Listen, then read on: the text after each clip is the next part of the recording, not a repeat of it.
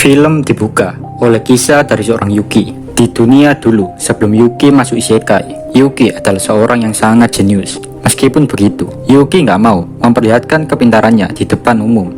Karena menurutnya, hal itu akan membuat hidupnya nanti akan repot. Hidup Yuki sangat membosankan. Uang ataupun kesenangan lain, semua dapat diperoleh Yuki dengan mudah. Namun saat Yuki beranjak SMA, saat itu ayah dan ibu Yuki beserta Yuki pergi dengan mobil. Tiba-tiba ada truk menabrak mobil mereka. Kecelakaan itu membuat orang tua Yuki mati, tapi Yuki berhasil selamat. Hal itu membuat cara pandang Yuki kepada dunia ini berbeda. Yuki ngerasa dunia ini nggak adil karena yang dapat hukuman hanyalah sang sopir truk, tapi perusahaan yang memperkerjakan mereka bebas dari hukuman. Dan menurut Yuki itu nggak adil karena pabrik atau perusahaan itu asal-asalan mencari pekerja yang tidak andal dalam nyupir. Sejak detik itu, Yuki ingin menghancurkan segalanya dengan cara menguasai dunia, dengan menjadi orang yang penting di negara untuk membangun peradaban yang dia inginkan. Namun sebelum mimpinya terwujud, Yuki malah ditransfer ke dunia isekai. Dan dalang dibalik ini semua adalah Kazarim. Saat itu, posisi Kazarim udah mati dan dia dendam dengan modal roh. Kazarim dapat memanggil Yuki dari dunianya. Saat itu, tujuan Kazarim adalah mengambil tubuh Yuki. Tapi semua itu gagal karena Yuki mempunyai skill yaitu kreator. Berkat skillnya, Yuki dapat membuat tunduk Kazarim. Shin pun balik ke masa sekarang. Saat Yuki kabur dari Konoha, dia bertemu Ren dan Gi. Dengan spontan, Footman menyerang mereka. Namun muncul Mizari dan menahan serangan Footman. Gi berkata jika dia tertarik sama Yuki. Yuki pun sok kenal dan sok dekat dengan Gi. Yuki juga mengajak Gi untuk bergabung. Di sana mereka berdua mengobrol. Dari obrolan itu, Yuki menyimpulkan jika Gi dan Rudra itu bermusuhan. Dan oleh sebab itu, Gi ingin menghentikan keinginan Yuki untuk bergabung dengan Rudra. Yuki menghela nafas panjang dan menantang Gi untuk bertarung. Mizari dan Ren yang mendengar itu emosi dan mengeluarkan aura membunuhnya. Sementara Gi hanya tertawa mendengar tantangan itu. Di situ Laplace hanya mikir gimana cara membebaskan Footman yang sekarang lagi ditahan Mizari. Namun gak lama, Gi memberikan perintah kepada Mizari untuk membebaskan Footman. Seketika Yuki pun menendang Gi tepat di kepalanya. Namun kepala Gi begitu keras kayak batu. Gi hanya diam melihat Yuki. Gi pun berkata jika Yuki gak sanggup menghibur dirinya, maka Gi akan membunuh semua anak buah Yuki yang ada di situ. Kini tangan Gi muncul api yang membentuk naga dan Gi pun menyerang Yuki. Meskipun Yuki punya anti sihir yang dimana serangan Gi nggak bisa membuat Yuki kesakitan, namun api Gi nggak berhenti membakar apapun. Dan dengan sekejap, semua area di sekitar Yuki dipenuhi dengan api. Dan jika dibiarkan terus, Yuki akan mati karena kekurangan oksigen. Yuki terus mencoba berusaha untuk tetap tenang, tapi hasil akhir sudah ditentukan karena terlalu overpower. Gila yang menang. Sedangkan Yuki hanya terbaring di tanah. Laplace cuma bisa diam karena terlalu takut dengan Gi untuk bisa membuat Yuki kabur. Laplace berpura-pura untuk mengkhianati Yuki. Gak lama Yuki juga bangun. Dalam hatinya dia emosi karena merasa terlalu lemah. Setelah itu muncul suara misterius. Suara itu berkata jika Yuki mau bertukar tempat dengannya, maka suara itu akan mewujudkan impian Yuki. Dengan spontan Yuki menolak karena dia ingin mencapai keinginannya dengan tangannya sendiri. Seketika suara itu langsung hilang. Yuki masih mencari celah dan berpikir apa yang akan Gi lakukan. Yuki pun menyimpulkan jika Gi nggak akan membunuhnya, karena jika emang itu niat Gi, maka sejak tadi Yuki sudah mati. Yuki pun berkata kepada Gi, meskipun dia bergabung dengan Kekaisaran Timur, bukan berarti Yuki hanya akan menjadi pengikut, tapi Yuki berencana akan menghancurkan Kekaisaran Timur dari dalam dan menguasai dunia, serta menjadikan Gi musuh terakhirnya nanti. Gi tiba-tiba tersenyum mendengar tekad dan keteguhan hati Yuki. Suara dalam hati Yuki berkata, maafkan gua teman-teman, karena telah melibatkan kalian semua dalam masalah ini. Gi berkata jika dia akan membiarkan Yuki dan kawan-kawannya bebas. Setelah itu, Gi pergi. Sementara itu, Yuki mengadakan rapat dengan para bawahnya. Di sana mereka berkata jika Gi sangat kuat, bahkan mereka seolah menjadi mainan buatnya. Kakali bersyukur jika semuanya selamat saat melawan Gi. Suara dalam hati Yuki berkata, suara misterius tadi siapa ya? Yuki pun memejamkan matanya dan mencoba berinteraksi dengan suara misterius itu. Singkat cerita, setelah interaksi dengan suara goib itu, skill Grade 1 milik Yuki berevolusi menjadi skill ultimate Grade King, Mammon. Di lain cerita, di Tempest, Leon, Ruminas, Rimuru, dan para bawahnya ngadain rapat. Di situ, Chloe ceritain tentang time travel antara Hinata dan dirinya. Sontak Veldora kaget mendengar cerita Chloe. Veldora nggak terima jika Hinata lah yang menyegel dirinya dengan menggunakan tubuh Chloe. Veldora dan Hinata pun ribut. Mereka juga membahas tentang orang misterius dari Kekaisaran Timur. Karena di masa depan yang lain, saat Rimuru dan Hinata mati, mereka berdua dibunuh oleh orang misterius dari Kekaisaran Timur. Dan saat Hinata mati, maka Chloe kembali ke masa lalu dan mengendalikan tubuh Chloe setelah itu adalah Chronoa. Kini, Chronoa menceritakan apa yang telah terjadi. Oh iya cuy, di video sebelumnya udah gua jelasin dimana jika Chloe dan Chronoa bisa bertukar tempat. Chronoa bercerita jika saat itu ada dua orang yang lepas kendali, yaitu Chronoa dan Veldora. Veldora tertawa dan berkata, orang baik sepertiku bisa ngamuk kayak orang kerasukan, bisa-bisa aja lu gerobak sayur, ucap Veldora. Intinya, perang dunia saat itu pecah parah, dan di situ Veldora dikalahkan oleh Kekaisaran Timur. Mungkin bisa dibilang jika perang ini terjadi karena kematian Rimuru. Di saat itu juga, Milim bertarung melawan Gi dalam peperangan. Ruminas melawan Drakrul, sementara Chronoa hanya membabi buta serangannya dan ingin membunuh semua orang yang kuat yang ada di medan pertempuran. Semua orang Tempest saat itu mati, namun tiba-tiba Rimuru yang mati bangkit kembali dan menghentikan Chronoa. Waktu itu, kekuatan Rimuru meningkat melebihi kekuatan Chronoa dan sudah menjadi Demon Lord. Suara dalam hati Rimuru menduga jika Petapa Agung saat itu telah berevolusi menjadi Raphael. Jadi geng, saat Rimuru mati, Raphael udah menyiapkan segala sesuatu untuk membangkitkan Rimuru lagi. Dan saat Rimuru bangkit, dunia sudah berubah. Di detik itu juga, hati Rimuru terasa remuk, retak, patah melihat semua babahnya mati. Dan singkat cerita, Rimuru jadi Demon Lord yang sangat overpower. Setelah Chronoa berjumpa dengan Rimuru, Chronoa malah menghampiri Gi, dan seketika Chronoa kalah dan gak jadi mati karena Rimuru datang menyelamatkannya.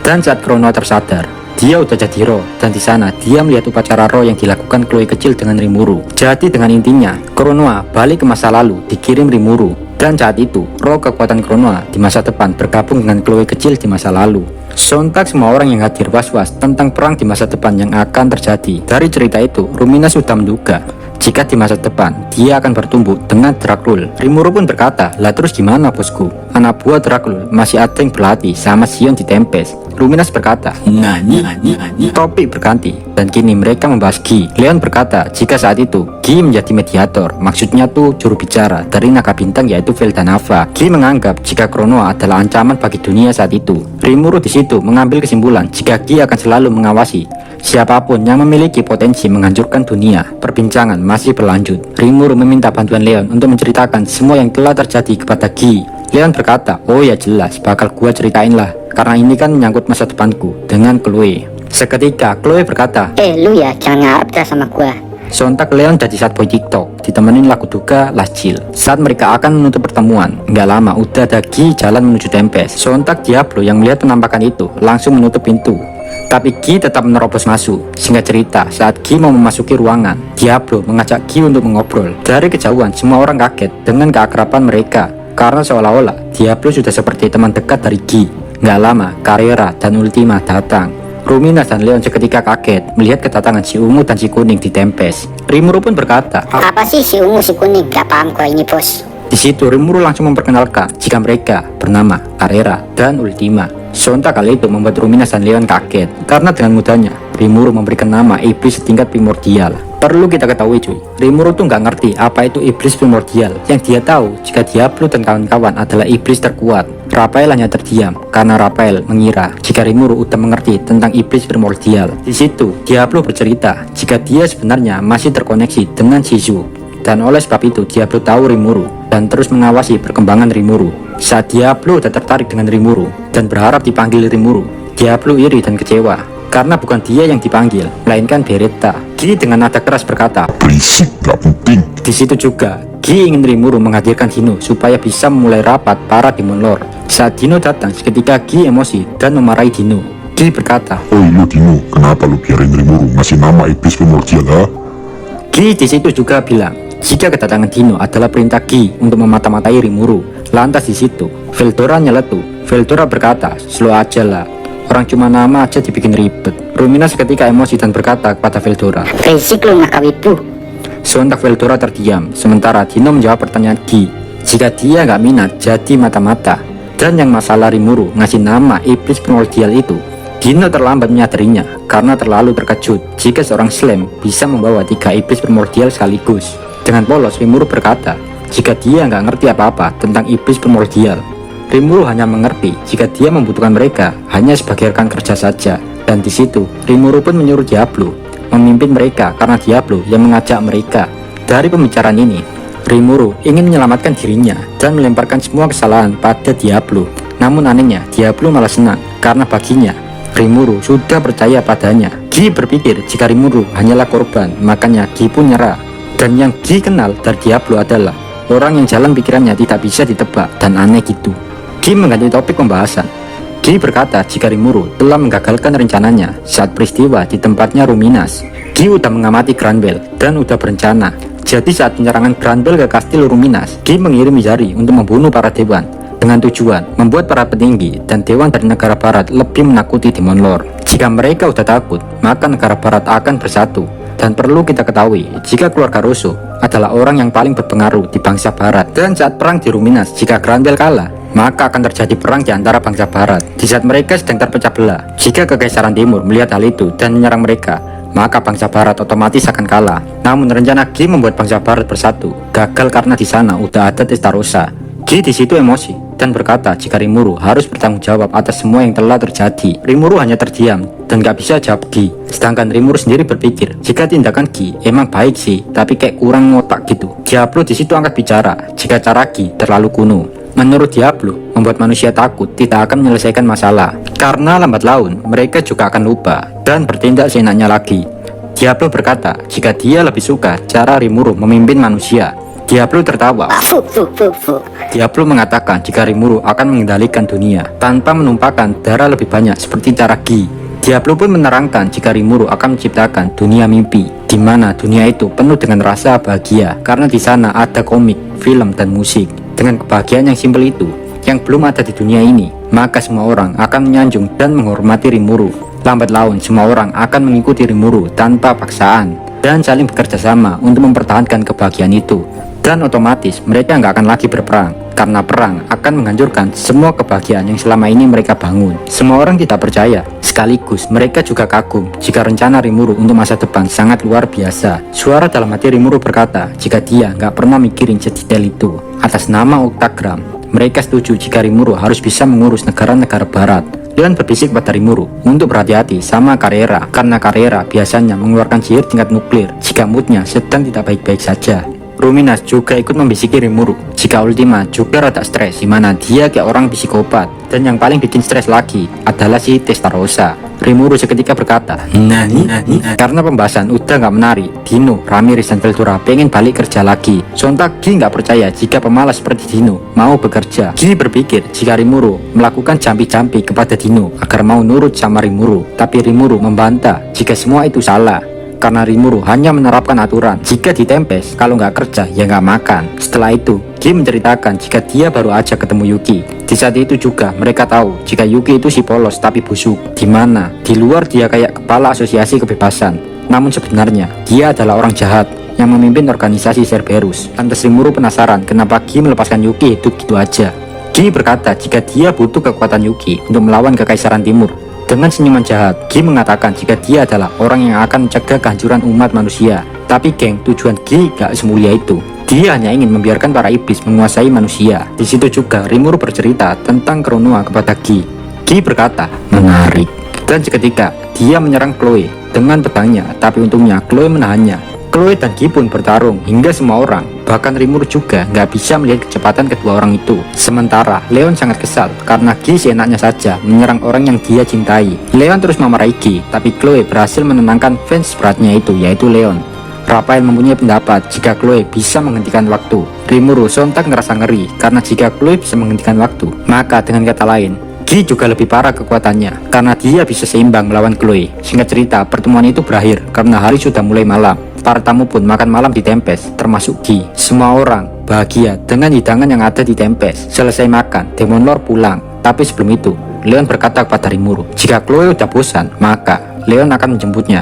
Sontak Chloe menolak dan berkata jika dia lebih nyaman di Tempest. Sebelum Leon pulang, Chloe memberikan sedikit kehangatan kepada Leon dengan pelukan. Leon juga membisikkan Rimuru jika Rimuru harus bisa menjaga Chloe. Dan setelah itu, semua Demon Lord pun pergi dari Tempest. Beberapa bulan telah berlalu, keuangan, bisnis, dan kerjasama di negara Tempest berjalan dengan lancar. Dan dengan hadirnya kereta sihir buatan Tempest, semua negara tidak takut tentang masalah kekurangan makanan. Karena dengan kereta itu, mereka bisa lebih cepat mendistribusikan makanan. Rimuru di sini masih gelisah mikirin tentang Kekaisaran Timur yang udah bersiap menyerang bangsa-bangsa Barat.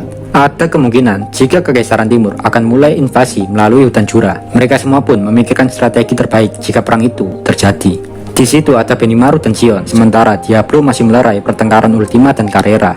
Nggak lama Diablo datang. Mereka mulai membahas tentang banyaknya orang yang ingin jadi warga Tempest. Tapi Rimuru masih memikirkan jika banyak orang di Tempest dan lapangan kerja tidak mencukupi mereka semua, maka akan timbulnya masalah ekonomi di masyarakat Tempest. Dan di saat itu juga kejahatan akan mulai ada di negara Tempest. Jadi sementara Rimuru menolak orang-orang asing yang ingin jadi warga Tempest. Di sini Rimuru memutuskan untuk mengangkat Gobuta menjadi panglima angkatan darat. Ya meskipun Gobuta agak bodoh, tapi secara skill dia udah layak jadi jenderal. Sementara Hakuro menjadi penasihat militer. Dan itu semua di bawah pimpinan Benimaru. Benimaru statusnya menjadi pemimpin militer. Dan di sana ada 3 legiun. Legiun pertama dipimpin Gobuta dengan 12.000 pasukan. Legiun kedua dipimpin Gerudo dengan 37.000 pasukan. Dan yang terakhir dipimpin Gabiru dengan 3.000 pasukan. Jadi total semua legiun ada 52.000 pasukan. Selain menjadi pemimpin, Benimaru juga mempunyai pasukan yaitu Kurenai berjumlah 300 pasukan dengan kekuatan A+. Ada juga pasukan Intel berjumlah 100 yang dipimpin Zoe. Sedangkan ada juga pasukan Yomi Gairi yang dipimpin Sion. Pasukan Sion mempunyai kekuatan hanya B+, tapi mereka punya immortal. Maksud gua, daya regenerasi mereka sangat deras, jadi bisa dibilang immortal lah. Dari semua secara keseluruhan, jumlah pasukan yang dimiliki bangsa barat adalah 150 pasukan. Pasukan segitu banyaknya didapatkan karena Testarossa sudah menjadi orang penting dan berpengaruh di Dewan. Dan 150.000 pasukan itu akan dipimpin oleh Testarossa. Ada juga pasukan monster dengan jumlah 30.000 pasukan. Para monster itu adalah monster yang Rimuru dapatkan saat melawan Clayman. Para monster suka rela membantu Tempest karena Tempest juga memperlakukan mereka dengan sangat baik. Jadi mereka ingin balas jasa gitulah geng ceritanya. Serta ada juga geng 20.000 pasukan manusia. Mereka rela menjadi relawan dan ikut berperang. Dan Rimuru memaksa Masayuki memimpin mereka. Ya emang awalnya Masayuki menolak, tapi ya gimana, dipaksa Rimuru, jadi nggak bisa nolak. Di dalam kamar saat akan tidur, Rimuru masih terus berpikir berbagai cara untuk menghadapi perang yang akan datang. Scene diawali menceritakan Kekaisaran Timur. Kekaisaran Timur merupakan negara yang telah berdiri sejak 2000 tahun yang lalu. Kekaisaran Timur adalah negara yang sangat besar. Beda dengan bangsa-bangsa barat. Di Kekaisaran Timur, bangsawan di sana tidak berani melawan penguasanya, yaitu Rudra. Kekaisaran Timur memiliki 3 legion. Legion pertama yaitu Mecha. Mecha adalah pasukan yang memiliki teknologi modern. Legion kedua Warcraft. Pasukan ini berisi para majin atau Magic Bronze. Dan legion ketiga adalah Hybrida. Legion ini berisi campuran dari pasukan, teknologi modern dan sihir. Dan yang spesialnya dari legion ini adalah pemimpinnya Yuki. Di Kekaisaran Timur juga banyak orang dari dunia lain. Dan yang manggil mereka sekaligus yang mengelola ketiga legion adalah Gadra. Gadra sudah sangat tua dan tentunya sudah hidup lebih lama. Tapi dia nggak mati-mati karena mempunyai sihir reinkarnasi. Dari legion 1, 2, dan 3 ada 100 orang khusus yang terpilih untuk bertugas menjaga dan melindungi Kaisar Rudra. Mereka disebut Emperor Knight. Dari 100 orang, hanya ada 3 orang berpangkat jenderal dan 1 orang berpangkat marsal. Kini status Yuki adalah pemimpin pasukan yang otomatis Yuki juga memakai seragam seorang pemimpin. Scene berpindah pada sebuah kamar. Ada 3 orang menghampiri Yuki. Mereka adalah Tamrada, Miranda, dan Vega. Di organisasi Cerberus, mereka dikenal dengan The Big Three. Di situ juga ada Kagali atau Kazarim. Kagali menceritakan semua informasi yang dia dapatkan tentang Rimuru kepada The Big Three. Isi informasi itu adalah sepak terjang Rimuru. The Big Three masih ngerasa jika kesuksesan yang Rimuru capai nggak masuk akal. Kagali mengatakan jika saat ini Rimuru sudah mengumpulkan pasukan yang sangat banyak, yaitu kira-kira lebih dari 100.000 pasukan. Namun seseorang yang bernama Vega ngerasa bosan jika harus mendengarkan omong kosong dari Kagali. Karena yang dia tahu, jika ada musuh ya tinggal dibantai. Yuki tertawa mendengar Vega. Yuki mengatakan jika ini bukan tentang jumlah, tapi tentang kualitas. Yuki menyadari hal itu saat dia berhadapan dengan sosok yang sangat dahsyat, yaitu Guy Crimson. Yuki mengatakan kepada mereka agar tidak meremehkan Tempest, karena Yuki mendengar dari Veldora jika mereka bisa menghilangkan kota beserta manusia di dalamnya dalam sekejap saja, hanya untuk membuat labirin. Sebenarnya kota itu tidak menghilang, cuma dipindahkan Rimuru aja di bawah tanah dalam labirin. Hal itu juga berguna saat ada perang, jadi Rimuru hanya fokus untuk berperang tanpa mikirin warga sipil. Berhubung Yuki kini berstatus sebagai salah satu pemimpin pasukan di Kekaisaran, Yuki juga mikir gimana supaya Kekaisaran Timur sukses melakukan invasi. Nggak hanya mikirin tentang kesuksesan Kekaisaran Timur, tapi Yuki juga mikir gimana cara menghancurkan Kekaisaran Timur dari dalam. The Big Three sangat semangat mendengar rencana kudeta sekaligus penghancuran Rimuru dari Yuki. Yuki juga ingin menggunakan Gadra. Diketahui juga jika Gadra sangat membenci dengan bangsa Barat, dan Yuki berencana membuat Gadra juga membenci Rimuru. Dan otomatis jika Gadra udah benci, maka tanpa disuruh Gadra akan menghadapi Rimuru. Yuki juga termasuk dalam 10 orang kuat yang berada di samping Kaisar Udra. Yuki tidak tahu informasi ke 9 orang yang lain, tapi yang pasti Yuki tahu jika 9 orang itu salah satunya adalah seorang pria yang bernama Kondo Tatsuya. Yuki memberikan perintah kepada Damrada untuk melakukan penyelidikan tentang seseorang yang bernama Kondo Tatsuya. Sedangkan untuk Miranda, Yuki memberikan perintah untuk bergabung pada Legi Mecha dan masuk Emperor Kenaik. Di wilayah kekuasaan Kekaisaran Timur, kekuatan pasukan perorangan ditentukan oleh nomor.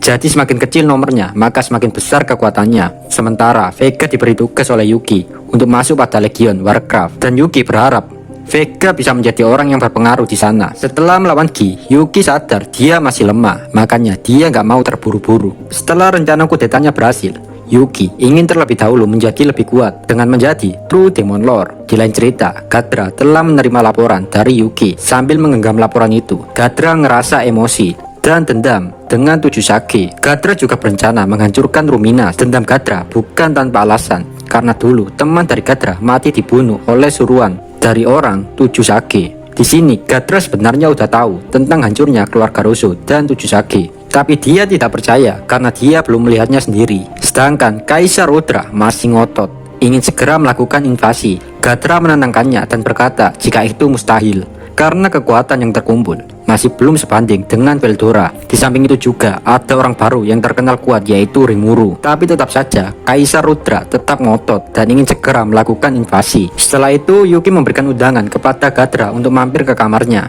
Di sana sudah ada 3 orang, yaitu Shinji Tanimura, Mark Lauren, Yen Liu Jing, dan mereka bertiga adalah orang dari dunia lain. Saat mereka melihat kedatangan Gadra, mereka bertiga menyapa Gadra karena di sana Gadra adalah guru besar. Ketiga orang itu disuruh Yuki untuk menyelidiki labirin. Yuki di situ meminta Gadra menyetujui keinginan Yuki dan ingin Gadra mengawasi mereka bertiga. Di sini Yuki memberitahu tentang rencananya untuk melakukan kudeta kepada Kaisar Udra. 3 orang itu kaget kecuali Gadra, karena Gadra udah tahu itu semua. Gadra berkata dia tidak peduli tujuan Yuki, yang penting dia bisa menghancurkan sekte Ruminas. Yuki berkata jika Ruminas sekarang telah menjadi Demon Lord. Seketika Gadra berkata, Nani.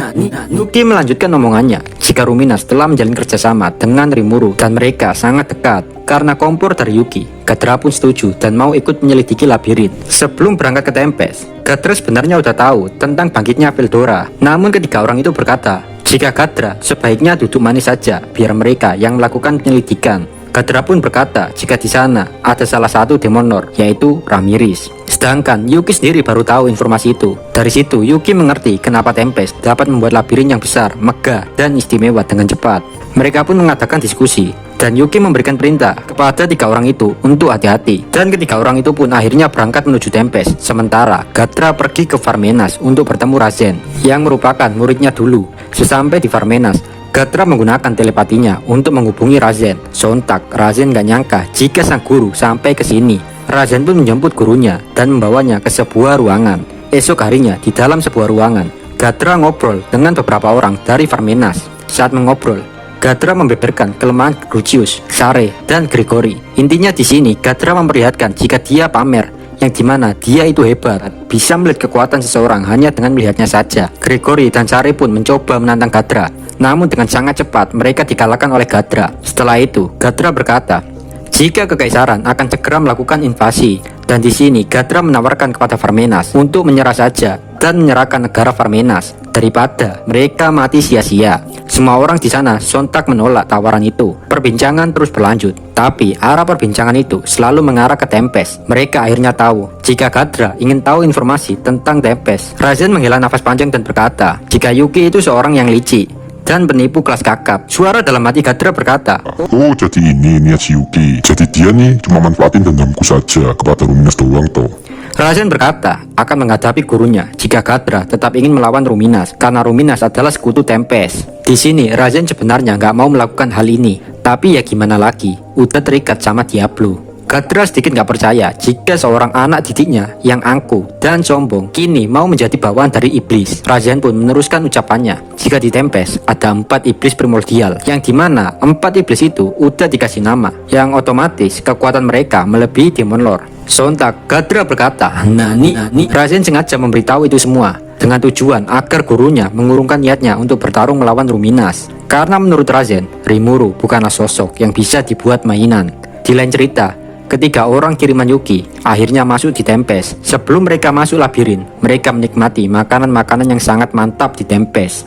Dan saat mereka memasuki labirin, mereka bertiga dengan mudah sampai di lantai 40. Dari penjelajahan labirin, mereka dapat senjata dan item-item lainnya. Mereka bertiga pun menjual item dan senjata itu agar mereka bisa makan dan hidup di Tempest untuk beberapa hari ke depan. Dari pengalaman mereka selama di Tempest, mereka tahu jika Tempest bukan negara biasa. Ketiga orang itu sudah berhari-hari dalam penjelajahan di labirin, dan sampailah mereka di lantai 60. Dan di sana mereka sudah bersiap menyerang bos lantai 60 itu. Nggak lama, Beretta melapor ke Rimuru, yang dimana laporan itu berisi tentang adanya 3 orang yang sampai di lantai 60. Sontak Rimuru berkata, Rimuru dengan cepat langsung menuju ruang kontrol labirin. Di ruang kontrol itu sudah ada Veldora dan Ramirez, sedangkan ketiga orang itu masih sibuk melawan para Necromancer. Dari tempatnya, Rimuru melihat salah satu dari mereka memakai kapak milik Gozer. Kapak itu mereka dapatkan setelah mengalahkan Gozer. Dengan kapak itu, otomatis mereka dengan mudah menebas semua serigala Necromancer yang sedang mengintai mereka. Sementara Rimuru masih serius melihat cara bertarung mereka. Kekompakan tim mereka sangat terlihat jelas. Di antara mereka juga ada yang dapat melihat jebakan. Dari gosip-gosip yang beredar, Rimuru tahu jika mereka mengalahkan Gozer dengan menggunakan racun. Dan saat Gozer terkontaminasi oleh racun, seketika mereka menebas Gozer. Suna pun juga menghampiri ruang kontrol itu. Di sana Suna mengatakan jika 3 orang itu adalah mata-mata yang bernama Zen, Shinji, dan Marak. Seketika Rimuru ngerasa aneh, karena jika mereka mata-mata, kenapa identitas mereka dengan mudah dicari gitu. Tapi di situ Rimuru nggak ambil pusing.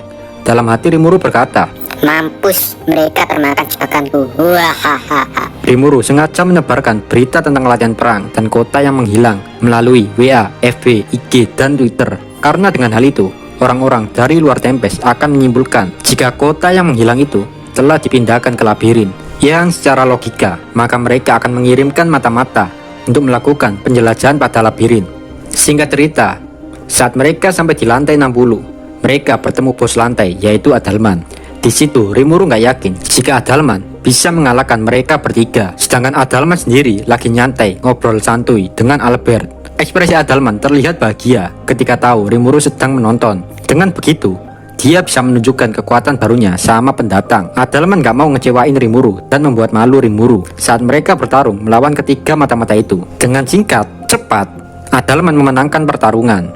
Rimuru yang melihat pertarungan itu berkata, ya gimana cuy, menurut data, spek yang ada, kekuatan mereka harusnya kalah. Lah kok ini malah menang? Rimuru juga penasaran, karena di situ juga ada naga yang menemani Adalman. Veldora pun menjelasin jika naga itu adalah peliharaan Adalman. Setelah diselidiki lebih lanjut, Rimuru baru tahu jika Adalman dan Albert telah berevolusi, di mana Adalman berevolusi menjadi Necromancer King dan Albert berevolusi menjadi Paladin of the Dead. Yang dengan kata lain, kekuatan mereka berdua udah setara iblis tingkat tinggi. Oh iya cuy, gua bakal jelasin jalannya pertarungan tadi, biar nggak ambigu gitu. Saat 3 mata-mata itu sampai di tempat Adalman dan naga Necromancer miliknya gak bergerak dari tempatnya. Dan di sana yang bertarung cuma Albert, lagi solo dan sendirian. Namun meskipun solo, Albert dengan mudah menebas kepala Marak. Sontak Zen kaget dan tidak percaya musuhnya sekuat itu. Saat Albert ingin menebas Zen juga, di sana ada Shinji. Dia menggunakan sihir suci, Tapi sihir itu hanyalah sampah bagi Albert. Shinji pun berkata, Nani. Shinji yakin harusnya sihirnya mempan kepada Albert, yang dimana Albert adalah undead. Dan pasti kalian udah tahu endingnya cuy. Mereka semua dikalahkan dengan mudah oleh Albert. Dari CCTV, Rimuru nggak nyangka jika Albert bisa menahan sihir suci. Raphael berkata jika Adalman sudah menciptakan sihir tingkat mistik. Sihir itu mampu mengubah atribut. Jadikan atribut yang dipakai Albert awalnya itu atribut iblis. Di saat itu juga Adalman merubahnya dan menjadikan atribut Albert menjadi atribut suci. Rimuru sangat kagum dengan pencapaian Adalman dan akan memproses ulang tingkatan Adalman di labirin. Dan di situ juga Rimuru menyuruh Adalman dan Albert menemuinya. Di sebuah ruangan, Rimuru menunggu kedatangan Adalman dan Albert. Xion disuruh Rimuru untuk memberikan Adalman minum. Xion lantas bertanya, Rimuru sama Adalman kan tulang doang, gimana mau minum? Rimuru pun berkata, ya nggak sopan gitu, masa ngundang tamu nggak diberi minum. Nggak lama dari itu, Adalman dan Albert memasuki ruangan. Seketika, Adalman dan Albert langsung berlutut di hadapan Rimuru. Rimuru di situ juga memuji jeripaya Adalman dan Albert yang telah menjaga nama baik labirin. Rimuru pun mengatur ulang bos lantai, di mana Albert bos lantai 60 dan Adalman akan menjadi bos lantai 70. Nggak lama setelah itu, Diablo ngasih laporan dari anak buahnya yang bernama Razen jika Gadra ingin bertemu Rimuru. Sontak semua bawahan Rimuru yang ada di sana melarang Rimuru karena mengira jika ini jebakan dari Kaisar Rudra. Tapi Adalman seketika berkata jika Gadra adalah sahabatnya sejak 1000 tahun yang lalu. Mendengar hal itu, Rimuru akhirnya mengambil keputusan jika dia akan menemui Gadra. Diablo pun berkata, Oke Rimuru Dana. dan jadwal pertemuan mereka berdua diatur oleh Diablo. Scene memperlihatkan ketiga mata-mata kiriman Yuki. Mereka bertiga baru kali ini merasakan kematian di dalam labirin. Meskipun begitu, orang-orang banyak yang memberikan ucapan selamat kepada mereka bertiga. Semua orang tahu perjuangan Shinji dan kawan-kawan melalui rekaman labirin. Dikarenakan Shinji dan kawan-kawan udah melangkah sampai ke lantai yang agak tinggi, dia berhak mendapatkan uang kelipatan setiap 10 lantai. Setelah dipikir-pikir dan membicarakan dengan rekannya, mereka nggak mau lagi melawan monster yang kekuatannya nggak ngotak seperti bos lantai 60 lagi. Shinji dan kawan-kawan menyudahi perjalanan di dalam labirin dan memutuskan cukup sampai di sini saja laporan yang akan mereka berikan kepada Yuki. Bagi Shinji dan kawan-kawan, kekuatan Albert dan Adalman mengingatkan mereka tentang iblis yang berada di Danau Merah. Oke, Aniki bakal jelasin secara singkat peristiwa Danau Merah. Di wilayah Kekaisaran Timur, ada sebuah negara kecil yang ingin memisahkan diri dari Kekaisaran Timur. Negara itu berniat memanggil iblis. Saat iblis itu udah bangkit, iblis itu meminta jasad sebagai wadah untuk jiwanya. Sontak iblis itu meminta tubuh putri dari raja itu. Dengan spontan sang raja menolak, tapi iblis itu bodoh amat dan mengambil alih tubuh putri raja itu. Dengan tubuh barunya, iblis itu menghancurkan segalanya yang ada di negara kecil itu. Darah ada di mana-mana karena terlalu banyaknya orang-orang yang dibunuh iblis. Kekaisaran sontak menyadari hawa bahaya dari kehadiran iblis itu. Orang-orang kekaisaran beranggapan jika iblis itu nggak dibinasakan, maka akan menjadi Guy Crimson Next Generation. Kekaisaran akhirnya mengirimkan orang-orangnya ke negara tersebut. Salah satu di antara mereka adalah Shinji, dan dia bergabung dengan tim medis. Shinji hanya bisa melihat dan gemetaran karena terlalu takutnya dengan iblis tersebut. Shinji bisa selamat dari tragedi penuh darah itu. Makanya Shinji sampai sekarang masih sehat walafiat. Shin balik lagi ke masa sekarang, di mana Shinji udah menghubungi Yuki dan dia pun sejenak menjual item-item yang mereka dapatkan di dalam labirin. Dari penjualan item, mereka kaget karena uang yang didapatkan melebihi gaji mereka bertiga selama setahun. Jadi gaji mereka bertiga jika digabungkan masih lebih banyak uang yang diperoleh dari labirin. Seketika mereka merasa menjadi sultan hari itu. Tiba-tiba muncul di benak mereka untuk hidup di Tempest saja. Ya gimana cuy, penghasilan di Tempest lebih menggiurkan dan hiburan di Tempest nggak kalah juga dengan Kekaisaran Timur. Tiba-tiba terdengar suara panggilan. Mereka kaget ternyata Gadra fit call mereka dan mengajak mereka untuk ketemuan. Setelah 4 orang itu kumpul, mereka berniat menemui Rimuru. Di hadapan Rimuru, mereka seketika berlutut. Rimuru pun berkata, "Welcome to Tempest." Gadra memperkenalkan dirinya di depan Rimuru. Gadra berkata jika dia punya impian, yaitu melatih semua monster yang ingin berkembang lebih kuat lagi. Demi tujuan mulianya, Gadra rela melakukan reinkarnasi terus. Tapi pada suatu hari, dia bertemu dengan Adalman. Sejak hari itu mereka pun berteman. Hingga pada suatu ketika, Gadra mendengar kabar jika Adalman telah mati. Yang secara nggak langsung, Adalman dibunuh oleh orang suruhan 7 Sage. Karena kejadian itu, Gadra emosi dan membuat Kekaisaran Timur menyerang bangsa Barat. Namun rencana Gadra tidak berjalan mulus. Pasukan kekaisaran tidak ada apa-apanya di hadapan Veldora. Bahkan mereka kini udah menyiapkan pasukan untuk berperang melalui hutan Jura. Gadra sebenarnya nggak mau ngelawan naga wibu Veldora. Dia cuma ingin memusnahkan agama Ruminas. Awalnya sih Gadra ngusulin nyerang lewat draft, tapi Kaisar Rudra tetap ngotot dan ingin menyerang lewat hutan Jura untuk menaklukkan Veldora. Gadra sepenuhnya nggak tertarik dengan perang yang dilakukan Kaisar Rudra. Di sini, Gadra menceritakan semua yang dia ketahui tentang Kekaisaran Timur. Gadra juga membeberkan rahasia jika Yuki berniat melakukan kudeta terhadap Kaisar Timur. Gadra berkata akan mengabdikan dirinya sama Rimuru. Gadra percaya kepada Rimuru karena teman lamanya juga ada di Tempest. Dengan senang hati, Rimuru pun menerima Gadra dan memberikan suatu tugas kepadanya. Tentu saja, kehadiran Gadra sangat membantu bagi Tempest. Dengan pengetahuannya, penelitian di Tempest bisa jadi lebih berkembang. Sedangkan Shinji dan kawan-kawan masih bingung karena mereka nggak mau membelot dari Yuki. Rasa hormat mereka ke Yuki sangat besar. Di satu sisi, mereka juga nggak mau bermusuhan dengan Tempest. Rimuru yang orangnya santuy tidak mempermasalahkan keputusan mereka. Rimuru cuma berkata, Hati-hati, Yuki itu tipu-tipu. setelah itu, Gadra bernostalgia dengan teman lamanya, yaitu Adalman. Wajah bahagia menghiasi mereka berdua. Untuk menghindari adanya perang, Rimuru memberikan perintah kepada Gadra untuk kembali ke Kekaisaran Timur. Tugas Gadra di sana adalah membuat Kekaisaran Timur tertarik dengan labirin. Karena di saat mereka sudah tahu betapa mengerikannya labirin, maka mereka akan berpikir jika Tempest adalah negara yang mengerikan. Dengan begitu, mereka nggak bakal ngajakin perang, yang secara otomatis pasukan Tempest gak ada yang mati sia-sia. Shin memperlihatkan seorang Kondo Tatsuya. Dia adalah intel di Kekaisaran Timur. Kondo Tatsuya sangat menghormati Kaisar Rudra dan gak mungkin mengkhianatinya karena Rudra pernah menyelamatkan hidupnya.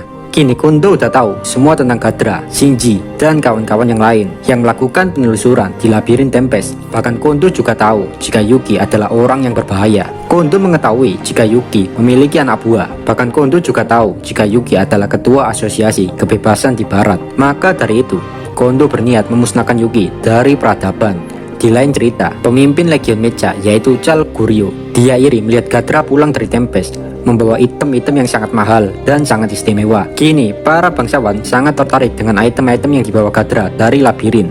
Para bangsawan berniat mengirimkan legion ketiga, yaitu Hybrida, untuk pergi ke labirin Tempest. Chal Guryo juga nggak mau kalah dan juga ingin menaklukkan labirin. Semua orang sangat serakah dan menginginkan semua item mahal-mahal yang ada di labirin. Salah satu di antara mereka yang sangat serakah adalah Chal Guryo. Bahkan dia tahu informasi tentang gelang kebangkitan. Chal Guryo berhayal jika dia mendapatkan itu, maka dia akan bisa memulai bisnis yang sangat menjanjikan. Biasa, cuan-cuan selalu disenangi semua orang. Chal Guryo berpikir akan mengambil bukan hanya item doang, tapi kalau bisa labirinnya sekalian. Bagi Chal Guryo, Rimuru hanyalah sampah, kecuali Veldora. Setelah itu, ada pertemuan di Kekaisaran. Tentunya yang hadir cuma orang-orang penting. Setiap pemimpin legion juga datang. Di situ ada Chal Guryo, pemimpin legion Mecha, Gladim, pemimpin legion Warcraft, Yuki, pemimpin legion Hybrida. Gak lama, datang Kaisar Rudra memasuki ruangan tersebut. Gadra berkata kepada Rudra jika dia nggak setuju tentang penyerangan di Tempest, karena Gadra melihat sendiri betapa kuatnya monster-monster di Tempest. Wahahaha, kau sangat ngecut sekali Gadra, ucap Chal Guryo. Semua juga ikut menertawakan tindakan pengecut dari Gadra. Semua orang lebih takut berhadapan dengan Draft daripada melawan Demon Lord yang lagi baru naik daun. Mereka sangat yakin dengan kekuatan mereka bisa menaklukkan Tempest. Di sini Gadra melakukan apa yang telah direncanakan Rimuru. Dengan tersenyum karena Gadra ditertawakan semua orang, Chal Guryo berkata, mampus kau tua bangka. Yuki akhirnya angkat bicara jika semua yang diucapkan Gadra benar adanya. Oleh sebab itu, Yuki akan melihat sendiri dengan menelusuri labirin dengan pasukan miliknya yaitu Hybrida. Tujuan Yuki adalah untuk memastikan kuat nggaknya monster-monster yang ada di sana. Dan jika emang kuat, maka sebaiknya nggak nyerang terlebih dahulu. Bacot, ngomong aja lu takut ya kan? Sama aja lu kayak si tua bangka Gandra, ucap Chal Guryo. Hal itu memancing semua orang dan akhirnya di ruangan itu jadi sangat berisik. Rudra setuju dengan Chal Guryo dan ingin mendengarkan apa yang Chal Guryo rencanakan. Chal Guryo pun memberitahu rencananya, yang intinya Chal Guryo ingin membunuh Veldora. Namun Kaisar Rudra berkata jika rencana Chal Guryo itu cacat. Rudra juga memperjelas jika saat pasukan udah siap, Rudra sengaja menahan pasukannya karena saat itu Veldora masih tersegel. Rudra nggak mau jika perang nggak ada Veldora, karena tujuan Rudra bukan mengalahkan, melainkan mengendalikan Veldora. Sontak semua orang yang hadir cuma bisa diam mendengar ucapan Rudra. Entah kenapa, seorang Marshal yang biasanya diam kini ikut bicara. Marshal itu adalah jabatan dan dia adalah orang yang paling dipercaya Rudra. Aura mengerikan muncul dari Marshal saat memberikan saran tentang rencana militer. Rencana udah beres, tinggal nyerang doang. Dan semua orang bersorak dengan menyebut Rudra. Meskipun begitu, rencana kudeta Yuki masih aman sejalan dengan semua ini. Tapi Gadra dan Yuki ngerasa ada yang janggal. Karena tiba-tiba seorang Marshal ikut campur untuk merancang sebuah strategi penyerangan. Ditambah lagi auranya itu nggak ngotak anjing. Yuki mempunyai pendapat jika G Crimson nggak mau berurusan dengan Kekaisaran Timur adalah karena hadirnya seorang Marshal. Setelah itu, Gadra berkata kepada Yuki jika dia akan menjadi warga Tempest. Habis ngobrol dengan Yuki, Gadra menemui Kaisar di sebuah ruangan. Kondo bersembunyi, tapi Gadra bisa merasakan hawa keberadaannya. Kondo hanya tersenyum dan berkata jika Gadra cukup hebat, bisa tahu kehadirannya. Sontak, Kondo menodongkan pistolnya sebelum menembak Gadra. Tiba-tiba ada orang berlari dan menusuk Gadra dari belakang. Orang yang menusuk Gadra masih bawaan dari Kaisar Rudra.